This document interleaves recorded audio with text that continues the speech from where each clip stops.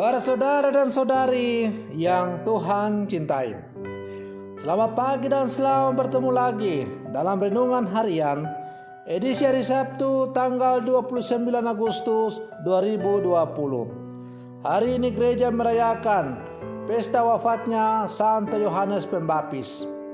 Mengawali hari yang baru ini, kita hendak mendengar dan merenungkan sabda Tuhan. Marilah sebelum kita mendengar dan merenungkan sabda Tuhan, kita berdoa. Dalam nama Bapa dan Putra dan Roh Kudus. Amin. Allah Bapa, sumber kekuatan para kudus, Santo Yohanes Pembaptis telah Kau jadikan perintis jalan bagi kelahiran, karya dan kematian Putramu terkasih. Semoga kami pun gigih dan tekun berjuang untuk memberi kesaksian tentang ajaran-Mu. Bersabdalah ya Tuhan, kami siap untuk mendengarkan. Terpujilah Engkau Bapa, Putra dan Roh Kudus, kini dan sepanjang segala masa. Amin. Para saudara dan saudari yang Tuhan cintai, sabda Tuhan yang hendak kita dengar dan kita renungkan bersama diambil dari Injil Markus pasal 6 ayat 17 sampai 29. Tuhan sertamu. Inilah Injil Tuhan kita Yesus Kristus menurut Santo Markus. Sekali peristiwa, Herodes menyuruh orang menangkap Yohanes dan membelenggunya di dalam penjara. Berhubung dengan peristiwa Herodias, yakni karena Herodes telah memperistri Herodias, istri Filipus saudaranya. Yohanes pernah menegur Herodes, "Tidak halal engkau mengambil istri saudaramu." Karena kata-kata itu, Herodias menaruh dendam kepada Yohanes dan bermaksud membunuh dia. Tetapi tidak dapat, sebab Herodes segan terhadap Yohanes. Karena ia tahu bahwa Yohanes adalah orang yang benar dan suci, jadi ia melindunginya. Tetapi setiap kali mendengarkan Yohanes, hati Herodes selalu terombang-ambing. Namun ia merasa senang juga mendengarkan dia. Akhirnya tiba juga kesempatan yang baik bagi Herodias, yakni ketika Herodes pada hari ulang tahunnya mengadakan perjamuan untuk pembesar-pembesar, para perwira dan orang-orang terkemuka di Galilea. Pada waktu itu, putri Herodias tampil lalu menari, dan ia menyukakan hati Herodes serta tamu-tamunya. Maka Raja Herodes berkata kepada gadis itu, "Mintalah daripada aku apa saja yang kau ingini, maka aku akan berikan kepadamu." Lalu Herodes bersumpah kepadanya, "Apa saja yang kau minta akan kuberikan kepadamu, sekalipun itu setengah dari kerajaanku." Anak itu pergi dan menanyakan kepada ibunya, "Apa yang harus kuminta?" Jawab ibunya, "Kepala Yohanes Pembaptis." Maka cepat-cepat ia pergi kepada raja dan meminta, "Aku mau supaya sekarang juga engkau memberikan kepada aku kepala Yohanes Pembaptis dalam sebuah talam." Maka sangat sedihlah hati raja. Tetapi karena sumpahnya dan karena tamu-tamunya, ia tidak mau menolaknya. Raja segera menyuruh seorang pengawal dengan perintah supaya mengambil kepala Yohanes. Orang itu pergi dan memenggal kepala Yohanes di penjara. Ia membawa kepala itu di sebuah talam dan memberikannya kepada gadis itu, dan gadis itu memberikannya pula kepada ibunya.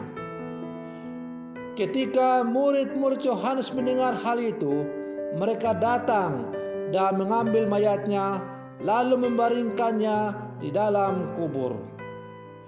Demikianlah sabda Tuhan. Para saudara dan saudari yang Tuhan cintai, hari ini kita mengenang wafatnya Santo Yohanes Pembaptis. Bacaan Injil hari ini menyingkapkan rahasia kematiannya yang amat tragis kepada kita. Betapa tidak, seorang yang diciptakan Tuhan secara istimewa sejak dalam rahim ibunya Elizabeth, dan diutus Tuhan untuk menjadi pembuka jalan bagi perutusan Yesus Juru Selamat kita. Hidupnya harus berakhir oleh pedang iri hati, gengsi, dan kesombongan penguasa yang lalim Herodes.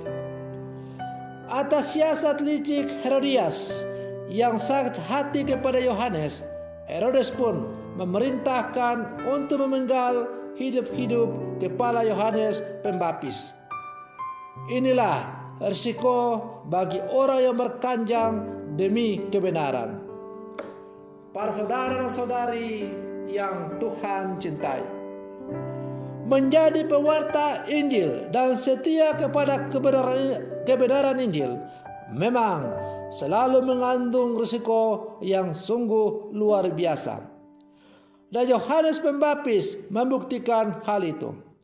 Demi kesetiaannya kepada kebenaran, sebagaimana yang ia hayati dan ia wartakan, dan menolak segala sesuatu yang bertentangan dengan kebenaran itu, ia harus berani kehilangan nyawanya karena membela kebenaran itu. Maka sebagai murid-murid Yesus, kita juga harus sanggup dan berani untuk tetap setia di jalan kebenaran sebagaimana diajarkan oleh Injil, meskipun itu besar sekali risikonya. Bahkan tidak jarang mungkin kita akan kehilangan nyawa. Para saudara dan saudari yang Tuhan cintai, sebagai pengikut Yesus, kita dipanggil dan diutus untuk menjadi saksi-saksi kebenaran Injilnya. Resikonya besar, taruhannya adalah nyawa kita sendiri. Apakah kita khawatir akan risiko ini? Jangan gentar kepada mereka. Demikianlah firman Tuhan kepada Yeremia, supaya jangan aku menggentarkan engkau di depan mereka. Tuhan akan menyertai orang yang percaya kepadanya dan yang jalan hidupnya lurus, yang hatinya terpaut cinta sejati dan hidupnya menjadi saksi kebenaran Injil. Para saudara dan saudari yang Tuhan cintai, sebagai murid-murid Yesus yang hidup di zaman sekarang, kita pun harus berani mencontoh teladan hidup dari Yohanes Pembaptis yang lebih memilih rela untuk kehilangan nyawa karena setia kepada kebenaran, daripada berselingkuh dengan dunia ini dengan membiarkan kejahatan semakin merajalela dalam dunia ini. Bahkan mungkin kita sendiri ikut terlibat mengambil bagian dalam kejahatan itu. Yesus berkata, janganlah kamu takut kepada mereka yang hanya berani, yang bisa mematikan badani, tetapi takutlah kepada Dia yang bisa mematikan baik jasmani maupun Dia yang akan mematikan baik tubuh maupun jiwa. Para saudara dan saudari yang Tuhan cintai, sebagai orang-orang Katolik yang hidup zaman sekarang, kita harus berani mengatakan tidak kepada segala sesuatu yang bertentangan dengan ajaran iman kita. Kita harus berani berdiri kokoh kuat tanpa miring kiri miring kanan bila mana kita menghadapi tantangan-tantangan yang berlawanan dengan ajaran iman kita sebagai orang-orang Katolik. Sebagai orang-orang Katolik, Gereja Katolik didirikan langsung oleh Kristus, dan karena itu ajaran Gereja Katolik adalah ajaran yang langsung diterima dari Yesus Kristus.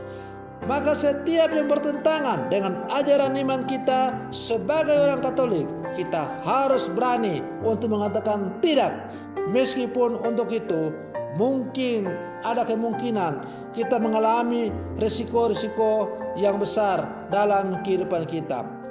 Mungkin kita akan kehilangan peluang untuk menjadi seorang penguasa Mungkin kita akan kehilangan peluang untuk naik pangkat jabatan. Mungkin kita akan kehilangan kesempatan untuk populer dan tenar dan sebagainya. Tetapi apalah arti semuanya itu? Apalah gunanya kita memperoleh seluruh kemuliaan duniawi, tetapi kita akhirnya mengalami kematian kekal? Lebih baik kita rela menderita demi iman kita, tetapi pada akhirnya kita akan menikmati hidup berbahagia bersama dengan Allah. Dunia akan membenci kamu karena namaku, tapi barang siapa yang bertahan pada kesudahannya, dia akan memperoleh hidup yang kekal. Para saudara dan saudari yang Tuhan cintai, semoga contoh hidup teladan Santo Yohanes Pembaptis yang setia sampai akhir dapat juga menjadi contoh teladan bagi kita sebagai orang-orang Katolik yang hidup di zaman sekarang. Semoga kita selalu setia pada ajaran iman kita, meskipun kita menghadapi banyak tantangan dalam menjalani hidup kita sebagai orang-orang Katolik. Semoga demikian. Selamat pagi. Tuhan Yesus memberkati.